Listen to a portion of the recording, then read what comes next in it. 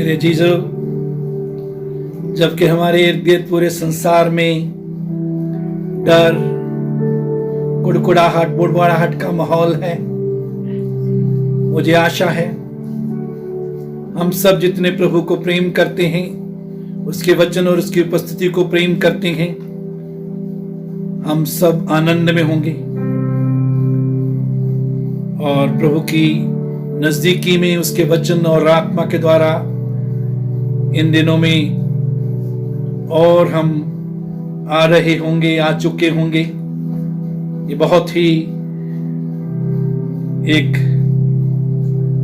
चाहे बहुत मुश्किल सा का समय है, लेकिन दूसरी तरफ देखें, हम विश्वासियों के लिए, प्रभु के लोगों के लिए ऐसे समय में भी समय है कि हम प्रभु की नजदीकी में विशेष रीति से एक नया और गहरा संबंध बनाते हुए उसकी उपस्थिति में रहना सीखें, उसके वचन की गहराई में जाएं और अपने जीवनों को प्रभु के हाथों में नई रीति से अर्पण करते हुए, नई रीति से उसे जानते हुए, उसे अपने जीवन में ऊंचा करते हुए, महिमा देते हुए दिन प्रतिदिन आगे जीवन में बढ़ें। तो आइए आज प्रभु के वचन में दूसरा राजा 6 अध्याय 1 से 7 पद हम पढ़ेंगे और इस वचन पर हम मनन करेंगे।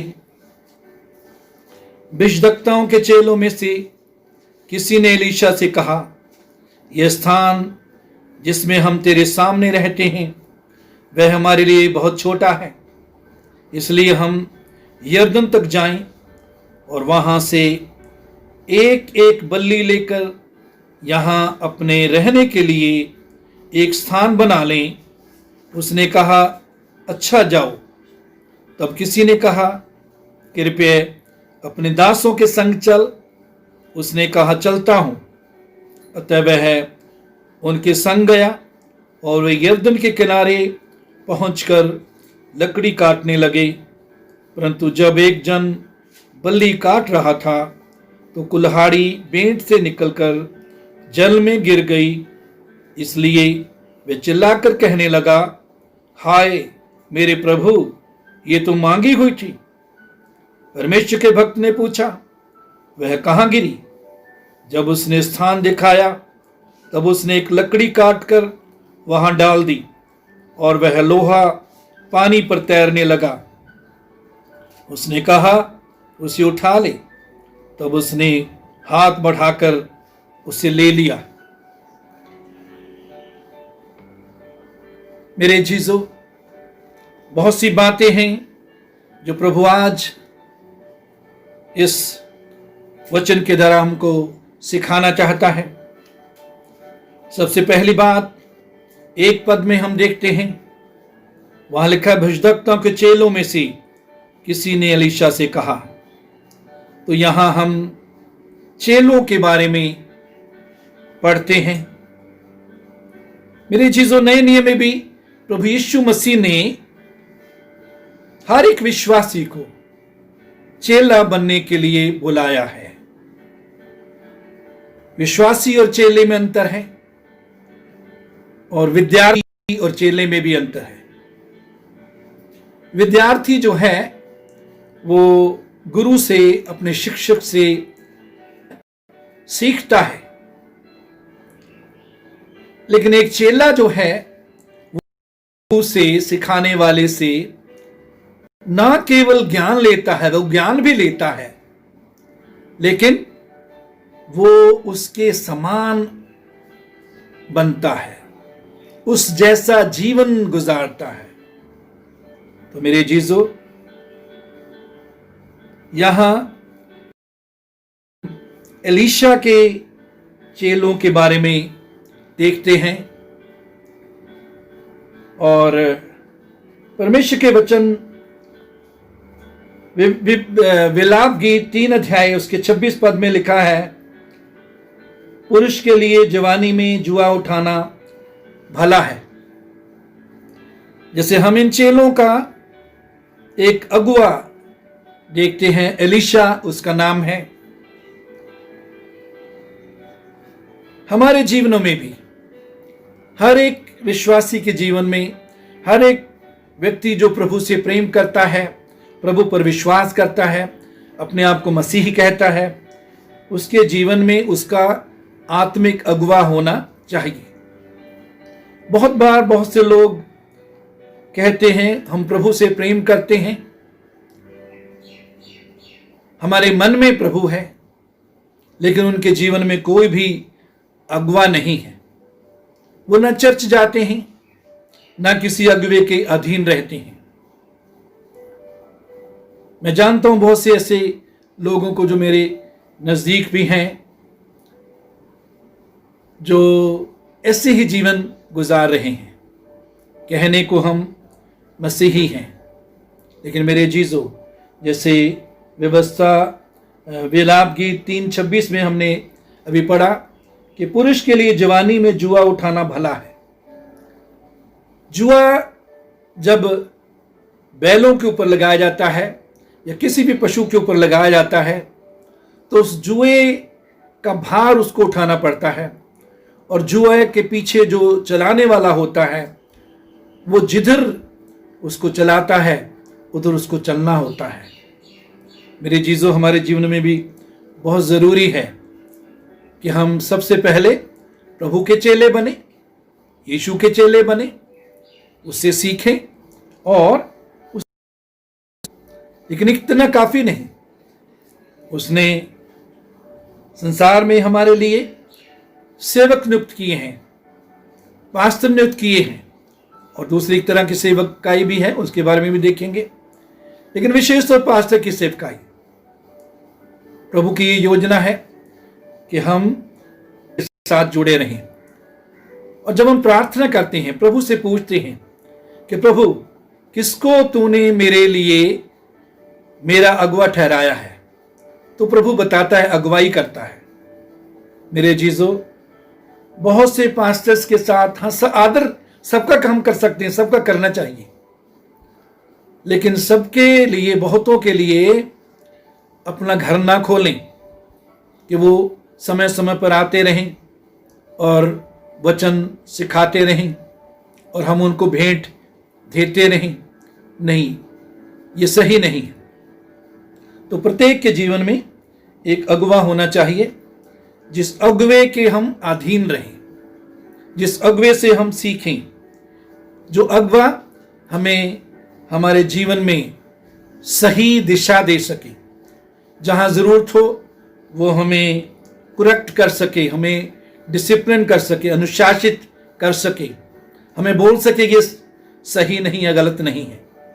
बहुत ज़रूरी है कि हम अपने जीवनों में किसी अगुवे के अधीन रहें और उसको अधिकार दें कि वो हमें सही करे, हमें सही मार्ग बताए या दिखाए। तो यहाँ कुछ चेले हैं और एलीशा के साथ रहने वाले ये हैं, एलीशा के चेले हैं। और आगे लिखा है, चेलों में से कोई किसी ने एलीशा से कहा। यहाँ नाम नहीं दिया गया है, बहुत अच्छी बात है, यहाँ नाम नहीं दिया गया कि कौन चेला ये बात कहता है। मेरे जीजो,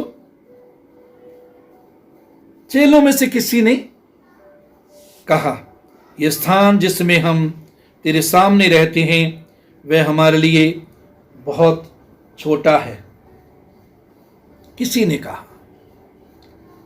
आज हम में से प्रत्येक इस किसी, जो शब्द जिसके चेले के लिए इस्तेमाल किया गया है, उसके स्थान में हम आज खड़े हो सकते हैं। और मेरे जीजो,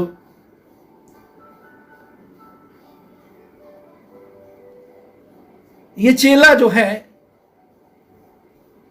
कुछ या इसने कुछ जरूरत देखी वहां और उस जरूरत को महसूस किया और उस जरूरत को पूरा करने के लिए सुझाव रखा, ना केवल सुझाव रखा, लेकिन उस जरूरत को पूरी करने के लिए जो कुछ जरूरत थी वो करने के लिए भी उसने कदम उठाया। मेरे जीजो, प्रभु यीशु मसीह की देह में हम जितने भी विश्वासी हैं, प्रभु यीशु मसीह की देह के अंग हैं। प्रभु यीशु मसीह हमारा सर है। उसकी देह के अंग होने के नाते हम में से प्रत्येक का उसके राज्य में कोई ना कोई काम है। हम में से प्रत्येक सेवा के लिए बुलाया गया है। लेकिन बहुत से विश्वासी, बहुत से प्रभु के से प्रेम करने वाले लोग जो सेवा करते हैं, वो सिर्फ इतनी सेवा करते हैं। क्या करते हैं जानना चाहते हैं आप? वो है चर्च भवन में आकर कुर्सी गर्म करना या दरी गर्म करना। वो जब बैठते हैं तो कुर्सी और दरी गर्म हो जाती है। इसी के अलावा वो सोचते हैं कि हमारा कुछ और काम नहीं, बस हर हफ्ते चर्च अटेंड कर लेना यही काफी है। मेरे जीजों, नहीं। परमेश्वर के वचन में इफिसियों 4 अध्याय उसके 11 और 12 पद में हम देखते हैं। 11 पद में उसने कितनों को प्रेरित नियुक्त करके, कितनों को भविष्यवक्ता नियुक्त करके, कितनों को सुसमाचार प्रचारक नियुक्त करके, और कितनों को रखवाले नियुक्त करके, और कितनों को उपदेशक नियुक्त करके दे दिया। 12 पद में, जिससे पवित्र लोग सिद्ध हो जाएं और सेवा का काम किया जाए। यदि हम इंग्लिश में पढ़ें तो वहां और ज्यादा क्लियर है, for the equipping of the saints for the work of ministry. Punjabi में भी बहुत क्लियर है कि उन्हां दे द्वारा सेवा की जाए, विश्वासियों के द्वारा, पवित्र लोगों के द्वारा सेवा का काम किया जाए। तो मेरे चीजों, प्रत्येक विश्वासी सेवा के लिए बुलाया गया है। हमारी सेवा सिर्फ दरियां गर्म करना, कुर्सियां गर्म करना नहीं है। जब हम प्रभु से पूछते हैं, और प्रभु के सेवक जो प्रभु ने हमारे ऊपर ठहराए हैं, उनको भी प्रभु दिखाता है कि वो हमारी सहायता करते हैं जब हम इच्छित होते हैं ये जानने के लिए कि प्रभु क्या सेवा तूने हमारे लिए रखी है। तो प्रभु अपने सेवकों के द्वारा, अपनी आत्मा के द्वारा हमें सिखाता है, बताता है कि हमें कौन सी सेवा उसकी देह में, कलीसिया में कौन सी सेवा हमारे लिए है। बहुत बार सिर्फ स्टेज से ही जो सेवा की जाती है उसी को ही सेवा समझा जाता है। वो भी सेवा है, लेकिन मेरे जीजों, चर्च भवन में या प्रभु की सेवा में दरियां बिछाना, झाड़ू लगाना, टॉयलेट साफ करना, लोगों को रिसीव करना, चाय बनाना, चाय बांटना, भोजन बांटना भी सेवा है। तो अलग अलग तरह की सेवा प्रभु ने अलग अलग लोगों को दी है और देता है। और बहुत से लोग जब विश्वास योग्य रहते हैं तो प्रभु उनको और बड़ी सेवा देता है। आज जितने भी सेवक हैं, जो भी सेवा में हैं, उन्होंने शुरुआत में छोटी सी सेवा से, छोटे छोटे कामों से सेवा शुरू की। तो जो भी काम प्रभु आपको देता है उसको विश्वास योग्यता से करें। विश्वास, प्रभु ने कहा है, जो थोड़े में विश्वास योग्य रहता है उसको ज्यादा दिया जाएगा। जब हम छोटी सी सेवा में विश्वास योग्य रहते हैं, प्रभु ज्यादा देता है। और इस बात को याद रखें कि प्रभु देखता है। किसी को दिखाने के लिए कोई सेवा ना करें कि दूसरों को पता लगे कि मैं वफादारी से सेवा कर रहा हूं। नहीं, प्रभु सब कुछ देखता है। हम अंधेरे में भी करेंगे, पीठ पीछे करेंगे, सब देखता है। और वो उचित समय पर हमको बढ़ाता है। एक और बात जो हम यहाँ 12 पद में हमने देखी, वह लिखे जिससे पवित्र लोग सिद्ध हो जाएं और सेवा का काम किया जाए। मेरे जीजो, प्रभु यीशु पर जब हम विश्वास करते हैं, अपने पापों से पश्चाताप करते हैं, उसके वचन के द्वारा, यीशु के लहू के द्वारा, पवित्र आत्मा के द्वारा हम पवित्र हो जाते हैं, शुद्ध हो जाते हैं। चाहे हम बिल्कुल सिद्ध नहीं होते, लेकिन परमेश्वर की दृष्टि में हम पवित्र होते हैं।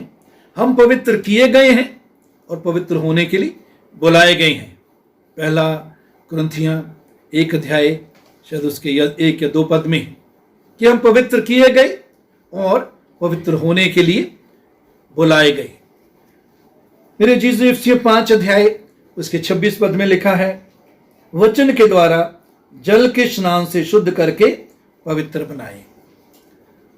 जो वचन प्रभु का है, जब वचन पर विश्वास करते हैं, जब वचन को मानते हैं, वचन के अनुसार करते हैं, तो हम शुद्ध होते हैं, पश्चाताप करते हैं, मन फिराते हैं, प्रभु यीशु पर विश्वास करते हैं, उसे अपने जीवन का उद्धार करता प्रभु ग्रहण करते हैं। हम शुद्ध होते हैं, पवित्र होते हैं और उसके वचन को प्रतिदिन अपने जीवन में लेने के द्वारा, उसके अनुसार चलने के द्वारा हम पवित्रता में चलते जाते हैं, बढ़ते जाते हैं। पहला यूहन्ना 1:7 में लिखा है कि यीशु का लहू हमें सब पापों से शुद्ध करता है। तीतुस 3:5 में भी लिखा है, नए जन्म के स्नान और पवित्र आत्मा के हमें नया बनाने के द्वारा हुआ। पवित्र आत्मा के द्वारा हम नए बने हैं, हम पवित्र बने हैं। तो मेरे जीजो, यदि आप सिद्ध नहीं हैं, इस बात की चिंता ना करें। हम सिद्ध होने के लिए बुलाए गए हैं। जो जो हम प्रभु के साथ चलते हैं, प्रभु के साथ नज़दीकी का संबंध, उसकी हजूरी में, उसकी उपस्थिति में रहने के द्वारा, उसके वचन में बने रहने के द्वारा हम चलते हैं, जीवन गुजारते हैं, हम पवित्रता की ओर बढ़ते जाते हैं। तो मेरे चीज़ों, सब मसीही जो पश्चाताप करते हैं, यीशु को ग्रहण करते हैं, उसे अपने का जीवन का उद्धार करता प्रभु बना लेते हैं, हम पवित्र लोग हैं और पवित्रता में हमें चलना है और बढ़ना है। तो पवित्र लोग सिद्ध किए जाएं और सेवा का काम किया जाए। वो सेवा के लिए हमको सिद्ध करना चाहता है, मैं इक्विप करना चाहता है, लैस करना चाहता है, तैयार करना चाहता है। जो भी सेवा उसने लिए हमारी रखी है, उसके लिए वो हमें बुद्धि, अनुग्रह देता है, सामर्थ्य देता है, ताकि हम उसकी महिमा के लिए और उसकी देह की तरक्की के लिए, एक दूसरे की आशीष के लिए सेवा करें। तो याद रखिए, परमेश्वर के राज्य में, परमेश्वर के घराने में, उसके परिवार में हम सब सेवा के लिए बुलाए गए हैं। सिर्फ प्रभु से प्रार्थना करें, प्रभु आपको बताएगा। प्रभु के सेवकों से सलाह लें, उनको अपने जीवन पर अधिकार दें, उनको कहें कि आप जो महसूस करते हैं कि जो काम प्रभु ने मुझे दिया है करने के लिए, आप मेरी सहायता करें कि मैं वो पहचान सकूं, कर सकूं, मैं उसको करने के लिए तैयार हूं। तो मेरे चीजों, चेलों में से किसी ने एलीशा से कहा, तो उसने एलीशा से कहा, यह स्थान जिसमें हम तेरे सामने रहते हैं वह हमारे लिए बहुत छोटा है। मेरे जीजो, यहां एक चेला है जिसने उस स्थान को देखा जिस स्थान में वो रहते हैं, और वो कहता है कि यह स्थान छोटा है। इसकी आंखें खुली हुई हैं उस जरूरत को देखने के लिए। मेरे चीजों, हम भी प्रभु से सहायता मांगे। प्रभु, तेरे राज्य में मेरी क्या जरूरत है। मेरी आंखों को खोल, मुझे समझा, मुझे बता कि तेरे राज्य में जो जरूरतें उनको मैं देख सकूं और उनको पूरा करने के लिए जो मुझे तू अनुग्रह दे और मैं वो सेवा कर सकूं, वो कार्य कर सकूं। मेरे जीजो, प्रभु यीशु मसीह ने प्रकाशित वाक्य में विश्वासी को बोला, तू अंधा है, सुरमा ले ले ताकि तू देखने लग। मेरे जीजो, बहुत से विश्वासी अंधे हैं, आत्मिक दृष्टि से देख नहीं सकते। प्रभु चाहता है आज हम सुरमा ले लें। ये सुरमा पश्चाताप के द्वारा बनता है, ये सुरमा विश्वास के द्वारा बनता है, ये सुरमा प्रभु के हाथों में अपना जीवन समर्पित करने के द्वारा बनता है। और जब हम ऐसा करते हैं, वो हमारी आंखें खोल देता है कि हम परमेश्वर के राज्य में देख सकें क्या जरूरत है और कहां हम आशीष बन सकते हैं। और मेरे चीजों, उसके बाद 2 पद में ये चेला बोलता है, इसलिए हम यरदन तक जाएं और वहां से एक एक बल्ली लेकर यहां अपने रहने के लिए एक स्थान बना लें। उसने कहा, अच्छा जाओ। तो कहता है यरदन तक जाएंगे। यरदन नदी के किनारे बहुत पेड़ थे। हर नदी के किनारे बहुत पेड़ होते हैं क्योंकि वहाँ हरियाली ज़्यादा होती है और पेड़ ज़्यादा उगते हैं। मेरे जीजों, ये यरदन आपको याद होगा, यहोशू 3 में ये वो स्थान है जब जंगल के सफर को यहोशू के साथ इजरायलियों ने पूरा किया और उसके बाद वो प्रतिज्ञा किए हुए देश में, वायदे के देश में दाखिल होने जा रहे हैं और उनके बीच में यरदन है। तो परमेश्वर ने यहोशू को बताया कि संदूक उठाने वाले याजक जब उनके पांव उस पानी में लगेंगे, यरदन के पानी में लगेंगे, यरदन ऊपर की ओर से जो पानी आता है वो पानी बहना बंद हो जाएगा, वो एक दीवार की तरह बन जाएगा। और हम देखते हैं कि सारे इजरायली वहां से सूखी जमीन में से निकले, सूखे स्थान में से निकले, यरदन चले। मेरे जीजो, यरदन के पार वायदे का देश है। इजरायली लोग समुद्र पार करके मिस्र में से निकले और यरदन पार करके उन्होंने जंगल में अपना सफर पूरा किया। मेरे जीजों, हमारे लिए बहुत जरूरी है कि छुटकारा पाने के बाद हम भी मिस्र में से पहले निकले। छुटकारा उनको मेमने के लहू के द्वारा सभी इजरायलियों को मिला। उनके घरों में चौखट पर मेमने का लहू लगाया गया। मौत के दूत ने उनको छोड़ दिया, वार नहीं कर सका और परमेश्वर ने मूसा के द्वारा उनको छुटकारा दिया। उसके बाद वो मिस्र से निकलकर जंगल में आए, मिस्र से निकल गए, जंगल में आ गए। लेकिन जंगल में रहते हुए भी मिस्र उनके अंदर था। वो मिस्र से निकल आए लेकिन मिस्र उनके अंदर से नहीं निकला था। इसलिए परमेश्वर को बार बार उनको समझाना पड़ा अपने दास मूसा के द्वारा। उनको दंड देना पड़ा, ताड़ना देनी पड़ी, डिसिप्लिन करना पड़ा, डांटना पड़ा, क्योंकि मिस्र उनके अंदर से नहीं निकला था।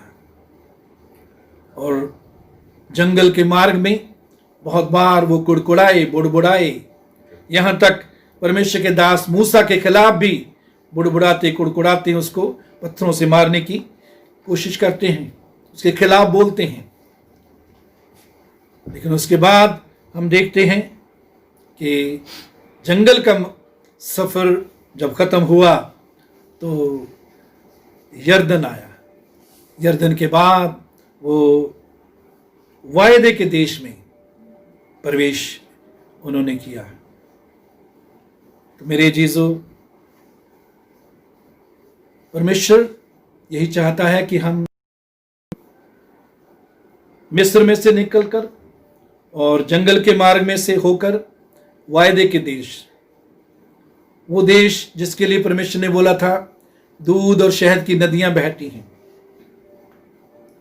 परमेश्वर की आशीषों का देश, परमेश्वर की शांति, आनंद, सुरक्षा, भलाई, करुणा का देश, उस देश में यरदन याद दिलाता है कि हम भी जंगल में जो कुड़कुड़ाहट, बुड़बुड़ाहट, बलवा इजरायली ने परमेश्वर के विरोध में किया, वो हम ना करें, बल्कि उसके वायदे के देश में प्रतिदिन रहें।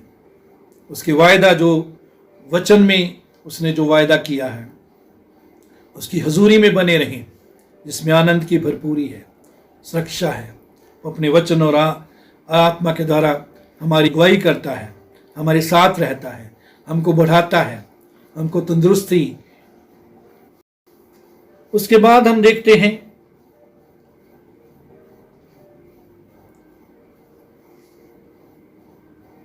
तीन पद में वो कहता है, एक और किसी ने लिखा है, किसी ने कहा कृपया अपने दासों के संग चल।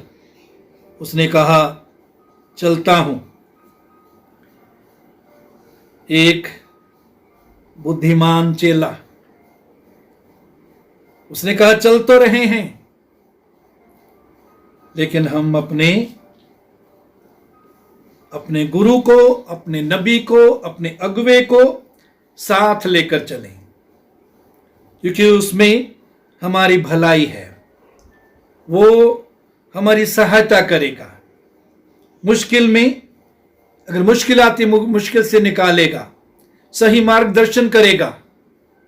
मेरे जीजों, बहुत जरूरी है कि जब हम प्रभु के राज्य में कुछ करते हैं, प्रभु के लिए कुछ करते हैं, तो हम प्रभु को अपने साथ लेकर चलें। निर्गमन 33 अध्याय उसके 15 पद में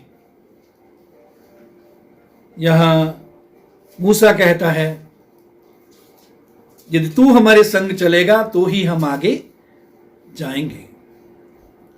और हम देखते हैं कि इस मूसा की इस विनती के अनुसार परमेश्वर ने वायदा किया कि मेरी उपस्थिति तुम्हारे साथ जाएगी। मेरे जीजों, बहुत जरूरी है कि जो कुछ भी हम करते हैं उसमें हम प्रभु को साथ लेकर चलें। उसे कहें, प्रभु तू मेरा चरवाहा है, मैं तेरी भेड़ हूं, मैं तेरे पीछे पीछे चलना चाहता हूं।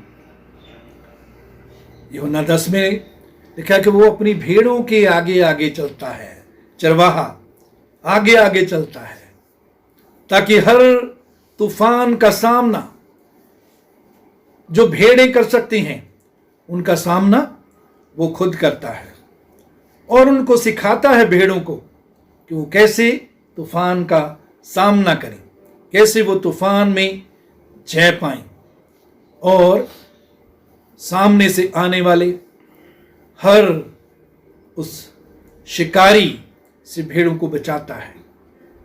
जंगली जानवर जो भेड़ों को फाड़ खाते हैं, उनसे बचाता है, रक्षा करता है। मेरे जीजों, अपने चरवाहे को, अपने प्रभु को अपने आगे आगे चलने के लिए निमंत्रण दें।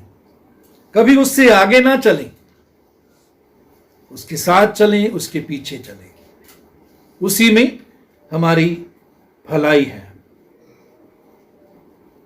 और उसने कहा चलता हूं। जब हम उसकी इच्छा के अनुसार कुछ मांगते हैं तो वह हमें देता है। उसकी इच्छा के अनुसार जब चेले ने वो इच्छा जो अगुवे अलीशा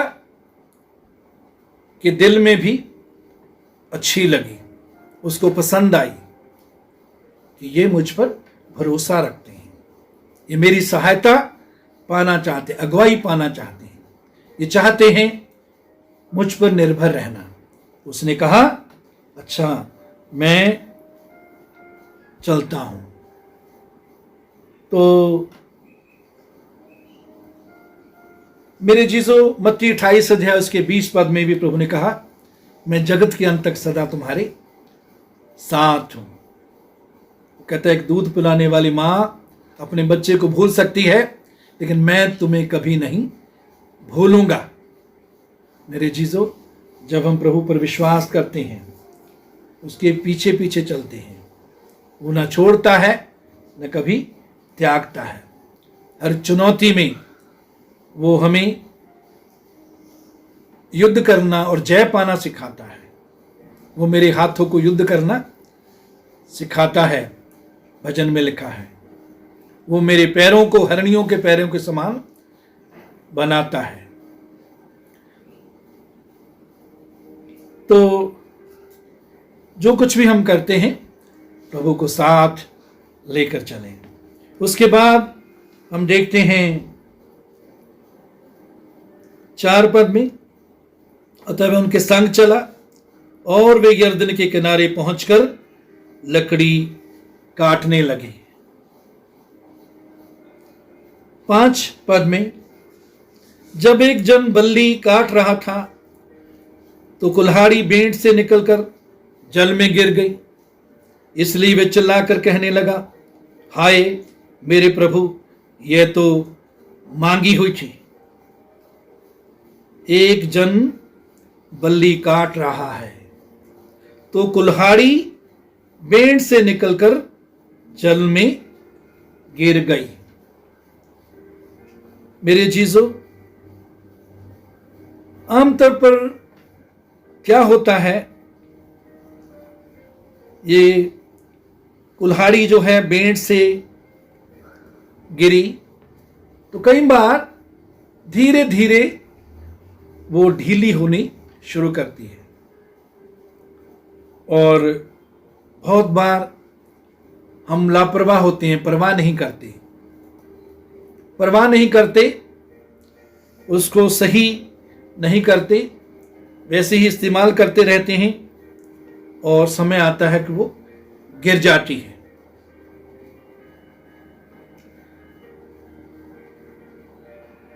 तो यहां हम एक विशेष बात इस चेले की देखते हैं कि जब इसकी कुल्हाड़ी जो है वह गिर गई, उसके हाथ में डंडा है, बेंट है। अगर वो चाहता तो दिखावा कर सकता था कि मैं और गहरे टहनियों और जो ज्यादा जहां ज्यादा पत्ते हैं, भारी टहनियां हैं, वहां मैं बस बेंट को ही मारता रहूं ताकि लोगों को दिखता रहे कि मैं कुछ कर रहा हूं। लेकिन हमें मालूम है कि अगर ऐसा करता कुछ नहीं होना था, सिर्फ दिखावा होना था। लोगों ने सोचना था हां बड़ी मेहनत कर रहा है, लेकिन कोई काम नहीं होना था। लेकिन इसने ऐसा नहीं किया है। मेरे जीजो हम भी कभी भी दिखावा ना करें, कपट ना करें। कपट क्या है?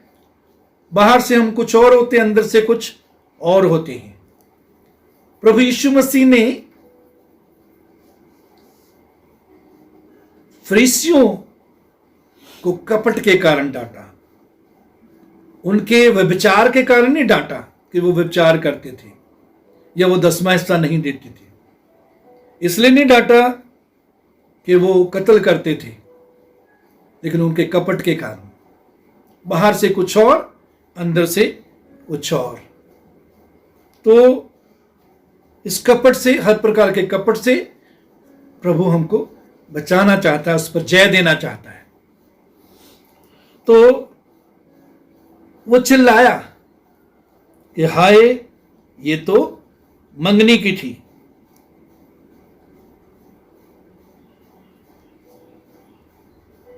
हाय मेरे प्रभु, वह तो मांगी हुई थी। चिल्लाया, मैंने इसको खो दिया है, यह मेरे पास नहीं है, यह मुझको दोबारा अगर मिल जाए तो बहुत अच्छा है। उसकी चिल्लाहट ये सब बातें प्रकट कर रही हैं। मैं कुछ करना चाहता हूं परमेश्वर के राज्य के लिए, अपने काम के लिए। इसकी चिल्लाहट इन सब चीजों को बता रही है। मेरे जीजो, हम भी अपने जीवन में जब कभी भी ये देखते हैं कि जो कुछ परमेश्वर ने हमें दिया था वो हमने खो दिया है, तो मेरे जीजो दिखावा ना करें कि हम कुछ कर रहे हैं, बल्कि चिल्लाएं अपने प्रभु के पास। ये तो मांगी हुई थी। और मेरे जीजो, परमेश्वर के वचन, पहला कुरिन्थियों 6 अध्याय उसके 19 पद के आखिरी भाग में लिखा है, तुम अपने नहीं हो, दाम देकर मोल लिए गए हो। और 20 पद में, अपनी देह के द्वारा उसकी महिमा करो, उसकी सेवा करो। तुम दाम देकर मोल लिए गए हो, तुम अपने नहीं हो, दाम देकर मोल लिए गए हो। तो ये कहता है तुम मांगी हुई थी, इसकी अपनी नहीं थी। मेरे जीजो, हम भी अपने नहीं, क्योंकि प्रभु यीशु मसीह ने अपने लहू के द्वारा, अपने कीमती लहू के द्वारा हमको खरीद लिया है। हम उसके हैं, उसके दास हम हैं, वो हमारा स्वामी है। और उसने हमारे सामने एक चुनाव रखा था। उस चुनाव में प्रभु के प्रेम के कारण अपना जीवन उसको दिया। और हम अपने नहीं हैं, कीमत देकर खरीद लिए गए हैं। फिर उसके बाद भजन 24 उसकी 1 पद में लिखा है, पृथ्वी और जो कुछ उसमें है यहोवा ही का है, जगत और उसमें निवास करने वाले। मेरे चीजों, हम भी अपने नहीं हैं, हम भी प्रभु के हैं। उसने हमें खरीद लिया है। और जो कुछ भी पृथ्वी में है, पृथ्वी और उसकी भरपूरी और जो कुछ उसमें है, वो प्रभु का है। जो भी काम हम करते हैं, कोई बिजनेस करते हैं, नौकरी करते हैं, कुछ भी करते हैं, सब कुछ तो परमेश्वर का है। यदि आप एक क्लर्क हैं, आप लिखते हैं, तो जो पेन, जो प्लास्टिक का पेन आपके हाथ में है, जो इंक उसमें है, जो भी स्टील उस पर चढ़ा हुआ है, जो कागज जिन पर आप लिखते हैं, जो स्टेशनरी आप इस्तेमाल करते हैं, जो फर्नीचर आप इस्तेमाल करते हैं, जो बिल्डिंग जिसमें आप बैठते हैं, वो सब कुछ जमीन से तो निकला है। और पृथ्वी और उसमें और जो कुछ उसमें है वो परमेश्वर का है, यहोवा का है। तो कोई भी चीज अपनी नहीं। यदि आप खेती करते हैं तो परमेश्वर, सूर्य चमकाता है, खेती होती है। परमेश्वर पानी देता है, खेती होती है। परमेश्वर हमें बुद्धि देता है, ताकत देता है, तो खेती कर सकते हैं। उसने तो हमको भंडारी बनाया है, हम भंडारी जरूर हैं, आज की भाषा में उसको मैनेजर बोलते हैं। जो कुछ भी हमारे पास है हम उसके मालिक नहीं हैं, हम स्वामी नहीं हैं, हम उसके भंडारी हैं, मैनेजर हैं। एक अच्छे मैनेजर होने के नाते जो कुछ भी परमेश्वर ने हमें दिया है, जो जिम्मेवारी दी है, और जो कुछ भी जिस चीज का हमको हमारे चार्ज में जो कुछ भी दिया है, उसको परमेश्वर की महिमा के लिए, उसके राज्य को बढ़ाने के लिए और दूसरों की आशीष के लिए इस्तेमाल करें। क्योंकि ना हम अपने हैं और ना जो कुछ परमेश्वर ने हमें दिया है वो हमारा है। सब कुछ तो परमेश्वर का है, सब कुछ तो मांगा हुआ है, मांगी हुई थी। हाय मेरे प्रभु, ये तो मांगी हुई थी। 6 पद में परमेश्वर के भक्त ने पूछा, वह कहां गिरी? मेरे जीजो, जब हम प्रभु के सामने अपनी गलती को मान लेते हैं कि प्रभु जो आशीष तूने मुझे दी थी, जो वरदान तूने मुझे दिया था, जो वचन तूने मुझे दिया था, जो बुद्धि सामर्थ अभिषेक तूने मुझे दिया था, उसको मैंने खो दिया है। तो प्रभु चाहता है उसके बाद वो कहां गिरी हमसे पूछता है कि कौन से पाप थे, कौन सी लापरवाही किस प्रकार हमने की जिसके कारण वो आशीष हमने खो दी।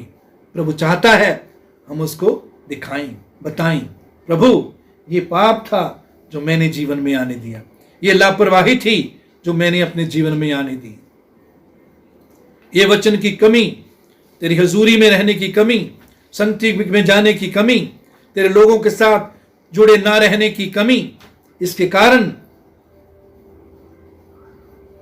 मैंने आशीषों को खो दिया, वरदान को खो दिया, जीवन को खो दिया।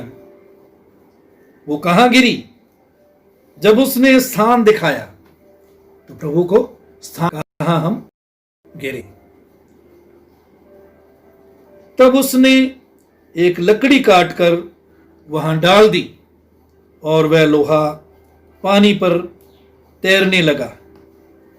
एक लकड़ी काटकर वहीं डाल दी जहां कुल्हाड़ी गिरी हुई थी।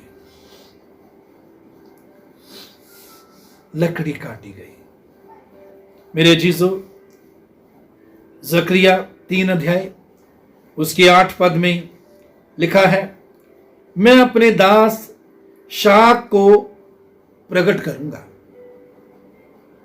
जकरिया 6 अध्याय उसके 12 पद में भी लिखा है, उस पुरुष को देख जिसका नाम शाक है, वह अपने ही स्थान में उगकर यहोवा के मंदिर को बनाएगा।